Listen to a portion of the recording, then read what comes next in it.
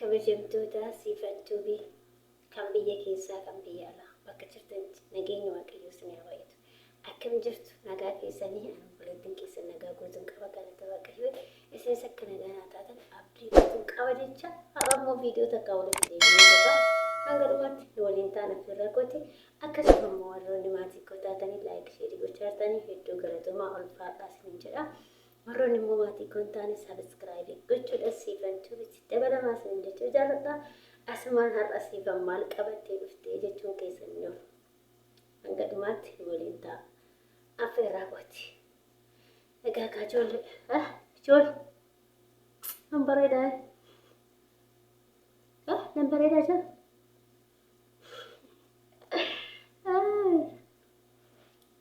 Seera fataa zanaa viidiyoo waraabootiira. Agan ma bashannantani fani inna angara video hiyatti zura harda maal qabattee dhuftee jechuun keessan ni oolu. Har'a wanti qabattee dhufelle akkuma beekamu yeroo tokko kan waanuma beeknu irratti wal gorsuudha wal deebisuudha waan tokko irraa waan lamarraa dubbachuu dhufe innis waa'ee jaalalaa irraa waan dubbachuu dhufe akkasumas immoo warroota waan miidiyaa irraa itti deemaa jiran kanarraanis waan xiqqoo ishee dubbachuu barbaade jechuudha. Hanga dhumaatti waliin ta'a. Akkasuma haadha maalii waa'ee jaalala si qabee jechuu dandeessan. Hin ooltu ishinis na qabuun hin beektani biyyoommaa keessan jira ishinis na qabuun hin ooltu. Haa ta'utii garuu inuma dhobsa malee isheen illee na qabdeerti garuu nan obsaa jira jechuudha. Obseen guyyaa eeggachaa jira jechuudha. Innaa warra akka kiyyoo obsitan immoo obsaa namatti gatu guyyaa tokko.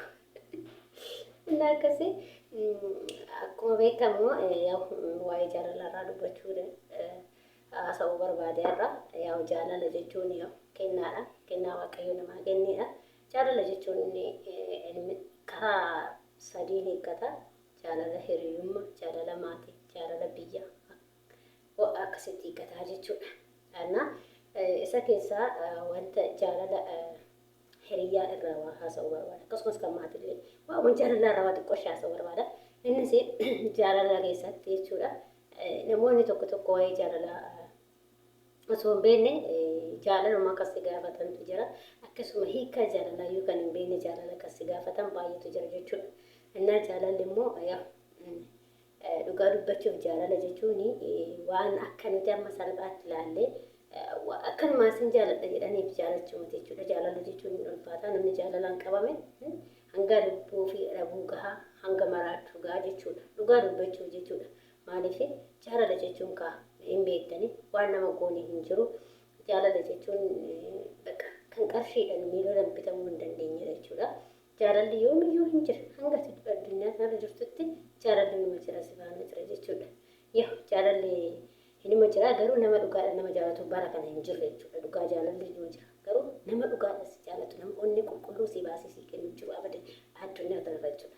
Eenyumaayyuu haa ta'u kan qulqulluu baasee si kennu jiru. Sisuba hanga tokko garuu sisuba jechuudha. Dhiiras ta'e shamaras ta'e wal sobu jechuudha. Namna jaalalli hin jira nama dhugaadhaan si jaalatutu hin jirre malee. Kanaafuu immoo jaalalli namoota warra hin beekneef jaalala jechuun kan bifa namaa hin madaallamu. Fakkeenyaaf ati bareedduudha ati bishooftuudhaan jedhu jaalala jechuun waan marga irraa si qabuu danda'a.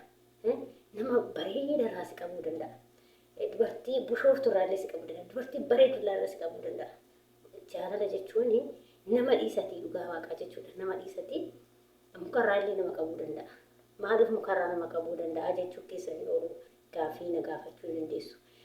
Maaliif hojjettanii dhugaa dubbachuu fi mee warroonni fakkeenyaaf akka mukaayyuu isin jedhu fakkeenya hababaa tokko yoo agarte mee hababaa tokko yeroo karaa irrattis agarte yookiin waan tokko agarte garaa itti biddeqqisiin jedhu sinnamoo habaaboo kan agarte yookiin suurallee haa ta'u yoo mana namaatti illee agartu habaaboo kana bakka garaan kee bittisi jedha beektanii lapheen kee kana bakka tun jedha maal hin jaalattee jirta habaaboo san jechuudha.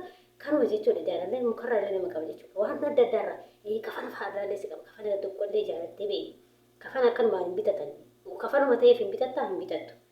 Kafanni si yoo sitti tolee jaalattee jaalattee jettee bitatta. Akkasuma jaalalli waan baay'eerraa nama qabuu danda'a jechuudha. Nama bichaa nama qofaarraa himati. Bineensarraa illee nama qaba. Bineensota illee kan jaalatantu jira. Dhugaa rabbii dubbachuu dhuguma bara. Qoosaa miti ishee. Jaalalli bineensota irraa illee nama qabuu danda'a. Bineensa tokko yoo agartee Fakkeenyaa fi kan adurree jaalatu jira, kan saree jaalatu jira, kan qeerransa jaalatu jira, kan leenca jaalatu jira. Waan baay'ee qaba bineensota hawwarii jaalatu jira, waan baay'ee jira kan farda harree maal kanneen illee jaalatu jira. Kanaafuu jaaladhaan foonarra itti gurgurachaa jiru. Kanaaf jaalalli waan baay'ee irraa nama qabaa jechuudha ishee. Kanaafiyyuu jaalala jechuun waan akka qoosaatti akkuma jaalala namni nu gaafatee akkuma taphaafatti nu gaafatee keessa seenu sanii miti. Jaalala immoo yoo keessa seenteen ulfaata. Jaalala jechuun hanga lubbuu keessa dhabuu dandeessa. Hanga maraachuu dandeessa. Nama jaalatu tokkorraa jechuudha. Dhugaa dubbachuu fi bifa namaa hin filatu jaalala. Bifa eenyumaayyuu bifa hin filatu. Namoonni bifaan nama filatanii jaalatan baay'eetu jira. Garuu jaalalli bifaan hin filatamu. Malkiidhaan yookiin immoo halluudhaan mati kan filatamu. Nama mata irraas qabuu danda'a. Nama bakka dhiira tokkorraa bareedee bushaayee fi miti irraas qabuu danda'a. Akkasuma shamarrillee akkasuma irraas qabuu danda'a. Kanaafuu jaalalatti hin qoosina. Jaalalli qoosaa miti. Yoo nama tokko yoo jaalala si gaafate nama sani yoo dhugaa dhaabbattee si barbaada ta'e bakka waan adda addaatiin isaa majaalatiin jaalala maaliif qoosaa miti jechuudha. Takka jaalatti taane takka immoo jaalalaan sisus jala darbe taanaan deebitee argachuun baay'ee ulfaatti waan ta'eef. Kanaafiyyuu nama si jaalatu tokkotti hin qoosinii jechuudha. Maaliif jaalalli kennaadha waan ta'eef. Innuyyuu si maxaree namoota hunda keessaa si jaalata. Garuu asitti hin qoosin dhiiras haa ta'u dubartiis haa ta'u itti hin qoosina jaalalatti jechuudha. Nama si gaafate qabaachuu baatte taanaan of jala hin dabarsin. Carraa akkasii argatte taanaan of jala hin dabarsin jechuudha. Maaliif inni bareedu jettee hin dabarsin. Jaalalli bifaanii wanti kan mataala. Keecha abbicha sanii madaale malee keecha lapheen isaa qulqulluu haa ta'u malee jaalalli bifaaf halluun hin madaalamu jechuudha. Kanaafiyyuu jaalala namni si gaafate ittiin qoosiniiti ittiin booniniiti yoo inni si gaafate hin qabaatu taanaan kabiraa hin qabdu irratti hin jalatin kabiraa hin qabdu taanaan jaaladhu maaltu siin jedhe dhugaas hin jedha jaaladhu. Kanaafiyyuu jaalalatti hin qoosinaa walumaa galatti jechuudha. Walii galatti jaalala jechuun kennaadha. Kennaa waaqayyo namaa kennedha. Kanaafiyyuu ittiin qoosinaa jechuudha. Namoonni keenya akkuma waan jaalala shamarran ta'in jechuudha. Jaalala yoo filatan dhiira babbareedaa dhiira uffata uffatee kun uffataa sanaa jedhee deemuu jirte firiizii mammaree jechuudha. Mataa akka maraattu akka ol qabee deemu san jechuudha. Yookiin immoo akkuma dubartii karaatti shurrubbaa fa'aa kan naatu jira. Ijoolleen dhiiraan jiru mataa makarsa faallee jiru. Waan akkasii sammata filatu yeroo baay'ee jechuudha. Bareedina isaa ilaalanii uffata isaa ilaalanii waan akkasii isaa ilaalanii akkasii wati isa ilaalanii iddoo gongorinaa dhugaas hin jedha isa ilaaltanii uffata akkasii ilaaltanii nama akkasii ilaaltanii hin baratina.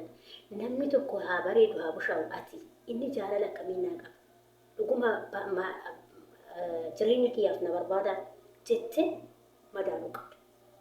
Akkanumaan namuma malkii isaa yookiin bareedina isaa ilaaltanii filachuu qofa osoo hin taane isa jireenya kee hanga ati addunyaa irra jirtu si bareedu isa filachuu qabda. Bareedinni addunyaa irraa hin dhufa. Bareedinni hin deema hin darba. Yeroo hundi keenya amma yeroo biyya jirruu fi yeroo as jirru garaagarummaa guddaa qaba. Akkuma ol guddachaa deemnuun bifti keenya illee jijjiiramaa deema. Bareedinni keenyas nurraa dhumaa deema. Wanti bareeduma feetis bareeddee sirraa dhumaa deema. Si wajjin hin dhufu. Kanaafiyyuu bareedina filatina. Dhiirallee yoo filatta shamarrallee warra dhiiratillee warra shamarranitti ta'e kun hunduma keessanii gorsa hunduma keessaniif ta'ee yaada. Maaliif shamara takka yoo filatte bareedina ishee filatin gubbaa ishee diimaa sanii filatin keetti ishee akkasiif diimatu akkasiif bareedu onnee guutuudha akkasii jaalatu yeroo isheen qabdu mucayyoon tun jireenya kiyya isa borootu fi bareechitee kan jettu filadhu malee ishee gubbaarra laaltee osoo filatin jireenya kiyyaan galchuu ittiin jiraadhu addunyaa kanarra na bareechitee na qabbaneechitee ittiin boqonnaa argadhaa kan jettu filachuu qabda jechuudha. Kanaafiyyuu namoota akkasii kana filadhaa malee warra dhiiratis ta'e warra shamarranittis bareedina dhiiraa bareedina shamaraa hin barbaadina gongumaan jechuudha. Maaliif bareedina ilma namaa addunyaa kanarratti hin deemaa hin darbaa jechuudha. Kanaafi yoo nama jaalattanii filattan dhiifama azaanaa jira. Dhiifama jidduudhaan waan azaanii fiifanii dhiise jechuudha. Annaa kanaafiyyuu jaalala jechuun waan akkuma xiqqootti ilaallamu jechuudha. Kanaafi nama jaalattan tokko bareedina isaa osoo hin taane shamaras haa ta'u dhiiras haa ta'u akkuma isin jedhe kan jireenya isa qabu si bareechuu filadhu malee bareedina isaa filatanii jireenya kee akkasii bareechitu kabajuu kan baqa abbaa manaa kabajuu kan maatii kee kabajuu kan hiriyaa kee yoo dhufusii kabajuu kan karoora qabdu kan kaayyuu qabdu baqa dubartii akkasii filadhu dhiira akkasii filadha shamarrillee jechuudha. Innaa kanaafiyyuu wanta akkasii filadhaa malee dhiira bareedaa soqa shamara bareeda soqa jettanii ishuma janajjinuun fiigina. Bareedinni ilma namaa hin dhuma waan ta'eef addunyaa kanarratti namni kamiyyuu akka gisee dhalatutti hin jiru akkasuma immoo akkuma waggaan guddachaa deemnu waggaan dabalaa deemu bareedinni keenyas dhumaatuma deemanurraa jechuudha. Ani makkisee duraanii sana akka jiru dura gartanii egaa rabbi jechuudha. Buskuutii fakkaata yeroo duraanii jechuudha. Amma dulloomni kan margooyaa araba keessatti dulloomni ijoollee yeroo duraa san jechuudha. Ila dhugaasni jedhala biskiitii tana lalqaafni kiyya hundi laa miliyaana. Miliyaana hilwa shamaali dhugaasni jedha hiluu marra amma garuu jechuudha. Maal nama godhee jireenyi kun qaban baay'ee nama godha kan ijoollee maaliif amma guddanne hin hassaabnaa mana godhanne jennaa bultii godhanne jennaa waan baay'ee hassaaba sammuu keenya kun amma kaasi. Kanaafiyyuu namni yoo hassaaba jammare yoo isaaba jammaretti yoo yaada jammartetti wanti hundiyyuu sirraa dhumachaa deemaa jechuudha. Kanaafiyyuu isinillee bareedina namaatii miti kaffalachuu qabdanii beekaa nama yaada qabu nama karoora qabu nama jireenya keessii barachuu danda'u waan akkasii filadha yaadaa siin jedha. Akkasii kaajoollee kooyii waa'ee jalalarraa akkasuma dubbachuu barbaada. Akkasii namoonni immoo yoo gaafis kan qabaatan ta'e na gaafachuu dandeessa. Rakkoon qabbanna beenu walii ibsine dhugaas ni jedha. Dhugaas ni jedha. Gaafadha waan barbaadan komentii akka danna gaafachuu dandeessanii. Akkasii ani gara kiyyatti ani jechuudha. Jaarsa akkamii filaasiitan? Mee amma gaafii tokko isin gaafadha hunda keessanii jechuudha. Komentii irratti na barreessaa. Mee nama akkamii filachuu barbaadda isin ofii keessanii mataa keessanitti? Ati akkamii filachuu dandeessa? Nama akkamii filachuu dandeessa? Dhiira yoo taate dubartii akkamii filachuu dandeessa? Shamara yoo taate immoo dhiira akkamii filachuu dandeessa? Kan akkamii filachuu barbaadda? Dhiirri fi kan akkamii fuudhuu barbaadda? Isheen immoo kan akkamii heerumuu barbaadda? Shamarran warri dhiira immoo kan akkamii fuudhuu barbaadda? Komentii irratti na barreessaa. Takka takkaan komentii keessan lallaa dhugaa isin jira. Yoo gaafii qabaattan immoo gaafii na gaafadhaa komentii irratti. Akkas ani immoo isinitti hima. Kiyya deebiin ammoo isinitti hima jechuudha. Ani jechuudha dhiira akkamiitiin heerumsiitan? Dhiira akkamii heerumsiitan? Ani bareedina isaa badan suqu. Bareedina diimaa ta'ee gurraacha ta'ee waan fedhe haa ta'u dhiiruma haa ta'u.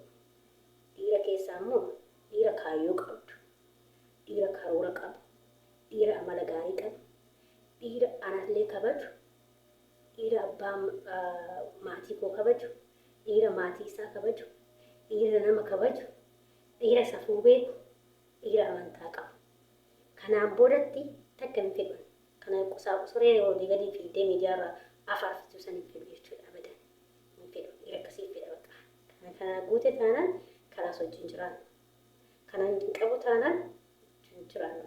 Hin barbaadu dhiira akkasii hin barbaadu. Dhiira xawwaallee haadha tokko fakkaattee boru tokko fakkaatu. Deebisee immoo kan abbaa fi haadha ofii hin qabanne keessattuu dhiira hin barbaadu. Keessattuu dhiira amantaa hin qabnellee hin fedhu. Bakka kana hin barbaadu dhiira tokkoffaa dhiira amantaa ofii qabu. Lammaffaa dhiira haadha fi abbaa ofii kabaju.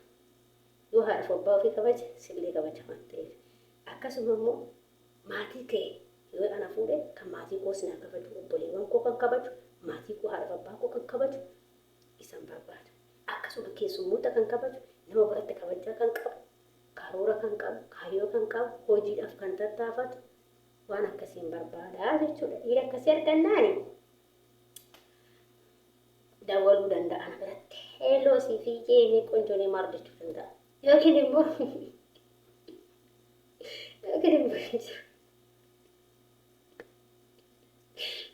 immoo jiru fi innaa akkasii siniin jedha. Yookiin immoo hin jiru dhugaas hin jedhan. Kanaan booda dhiira tokko iyyuu hin barbaadu. Dhiira akkanaan barbaada malee dhiira shamarran kudhan ari'u kan kaayyoo hin qabne kan uffatee inni fataa sana jedhu sana hin fedhu. Ani ifisatu beekaa gaafa san jechuudha. Wal jaalanne taanani ani finnu fataa jenna maal kan biraarraa goona kanaaf jechuudha. Yoo ati gaarii taate gaarii taate eeggata waan ta'eef akkasuma yoo dhiirsa gaarii sitti qabeetes gaarii waan uffattanii fataasa jechuu dandeessan ishee. Kanaaf dhiirri gaarii isinitti haa qabu. Shamarrillee shamarra dursa gaarii isinitti haa qabu. Warri dhiiraa shamara gaarii kan bultiidhaaf taatu kan isin yaaddu kan jaalala beektu kan jaalala dhugaa isin beektu kan qabeenya waliin mataatu wal. Ifa maqaa addaan kotee yaamanii jedhan addaan kotee inni akkas isiniin jedha. Kanaaf immoo dhiira akkasii akka kiyyaa kana warri barbaadanii mee kan akkamii akka barbaadan isin komentii irratti na barreessuu hin dagatinaa isiniin jedha. Kanaaf jaalallee bifa filatu walumaa galatti jechuudha.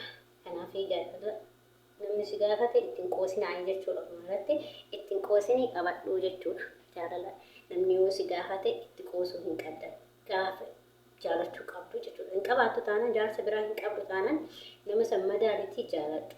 Maaliif inni dhugaa si barbaada taanaan haa ta'u iyyuu hin beektu jechuudha. Dhiirri dhugaa nama barbaadu immoo takka si jaalannaa sirraa hin deemu jechuudha. Akkas kanaafuu dhiira gaarii isinitti haa qabu warri shamarranii warri faaxochee jechuudha. Akkasitti heeruminaati galaa heerumaa galaati heerumaa maatii keetiin birattee sadii abbaa gabbarrillee waddaddi suutuma ittiin hojii hojjettanii. Akkasii isiniin jedha obboloota qoonni keessan isiniin jaalladha isiniin kabajaa. Hanga viidiyoo biraa walitti deebinee walitti immoo kanumaanii naaturaa akkasuma warroonni maatii kontaanii siifantuudha maatii ta'uudhaan sabskraayibii gochuudhaan maatii kootaa dabalamaa isiniin jaalladha isiniin kabajaa. Akkasuma hanga viidiyoo biraatti walitti deebinutti hundi keessan horaa bulaa yoo gaaffii qabaattanii komentii barreessuu hin dagatinaa isiniin jedha isiniin jaalladha hunda keessanii.